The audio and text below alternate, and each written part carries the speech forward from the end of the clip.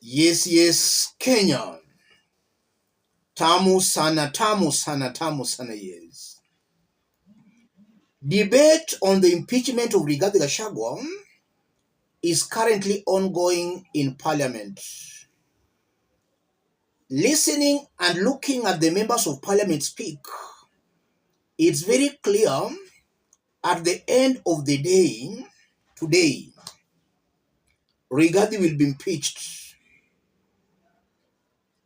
Out of all the members who have spoken, only one has come to the defense of Rigathi Gachagua, and that's Makali Mule, Kitui Central MP, a Wiper MP. All other MPs are saying Rigathi has to be impeached. And let's have a look at also a very interesting post shared out by Mumias East Member of Parliament Peter Salasya. Honorable Peter Kelerwa Salasya, hapa ni kubaya the Senate don't behave like MPs. It's charged that he must go. Naona in Western, ni mimi tu nitapiga kura ya no, the rest ni yes. PK Salasya is currently a Rigathi Gachagua's ally, a Eugene Wamalwa's ally and a Kalonzo's ally. Salasya is saying that in Western, he might be the only member of parliament going to vote no, going to vote to save Rigathi Gachagua. The whole of Western. All other MPs from Western are most likely going to send Rigathi home. Before we dig deep into all this, let's have a look at a post shared out by Morara about 1 hour ago as I speak.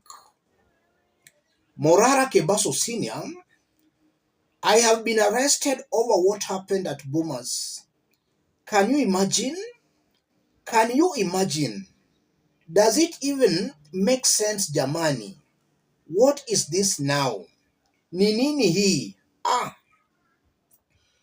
Morara is just informing Kenyans that he has been arrested because of what happened at Bomas. We all know Morara was attacked at the Bomas event during public participation. So how again he has been arrested for the chaos, I don't understand.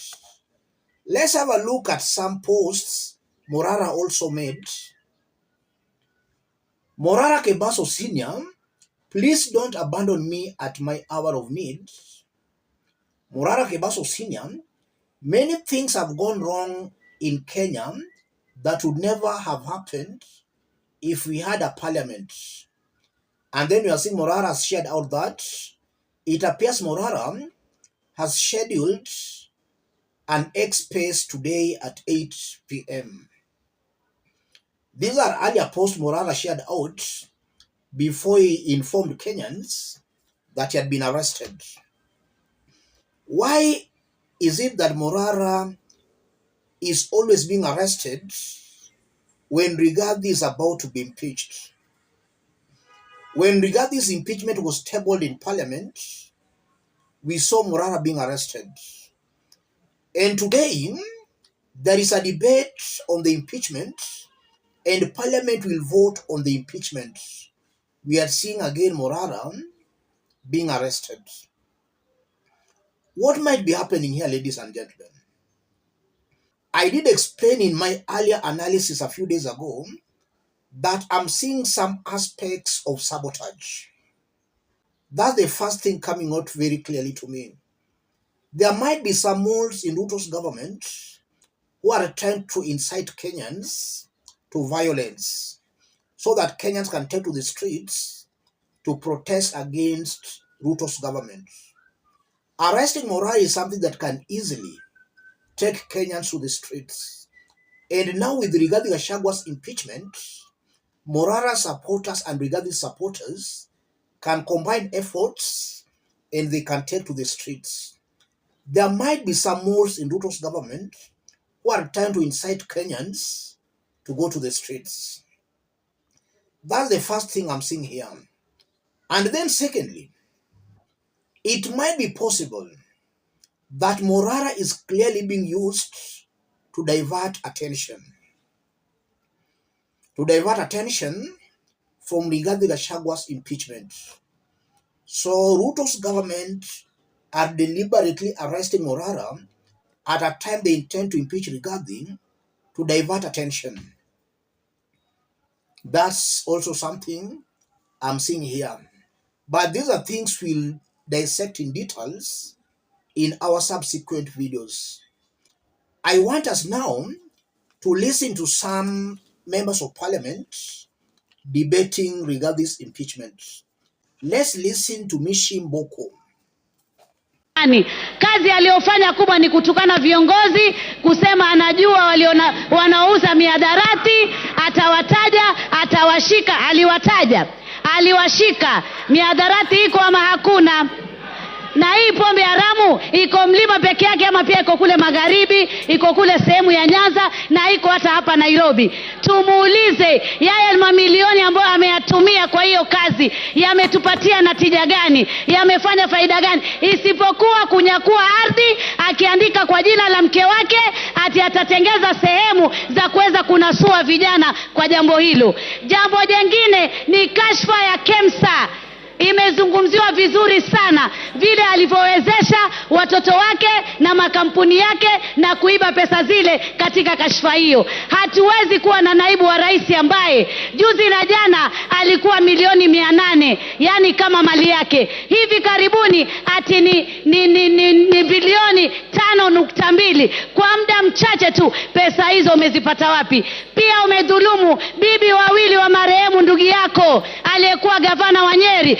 Utakuwaje upewe flati 10 na wao wapewe 5 na ni wawili na kuna na watoto? Jamani, ni sheria gani? Tunao sheria ile ya Kiingereza.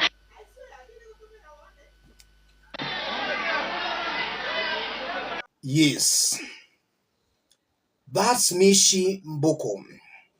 She's talking about Rigathi Gachagwa's fight on drugs. What has that fight achieved? We know millions of taxpayers' money was spent on that fight being led by Rigathi Gachagua. What has it achieved?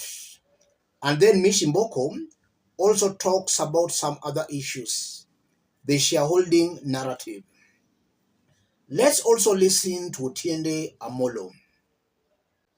Let it be a lesson, Mr. Speaker, that be you ever so high, the Constitution is still above you. Mr. Speaker, some have told me and have told us that this is not our war. But, Mr. Speaker, they do not know that in circumstances of combat, a bystander is at greater risk than a combatant. You must choose your sides. And I've chosen, Mr. Speaker, after listening to the display of jingoism by the Deputy President, after listening to the self-entitlement for 2.5 hours, after listening to the disdain of governance institutions, this Parliament and the courts, after listening to the DP threatening that Parliament and the courts should know that it's not easy to remove a Deputy President who had 7.2 million votes.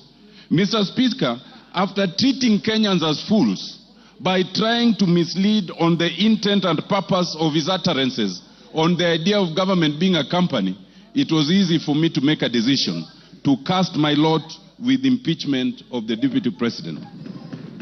Yes, that's Otiende Amolo. And the members of parliament are bringing up very interesting issues, which will dig deeper into our subsequent analysis. Let me now leave you with the only member of parliament who has so far come to the defense of Rigathi Gachagua.